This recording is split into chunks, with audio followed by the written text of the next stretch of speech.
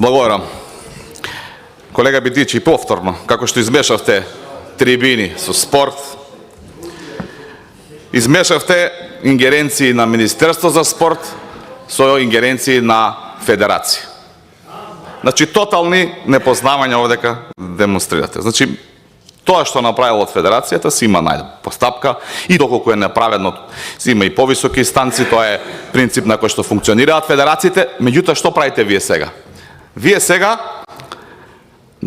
заради тоа што еве неправедно, иако е кошаркарски клуб и тоа е професионален клуб, не може да има 400 деца, меѓутоа еве нека има младинска школа која што не е исклучена од нигде, меѓутоа еве повторно мешате работи и презентирате невистини заради политички поени, што не е својствено за европски вредности.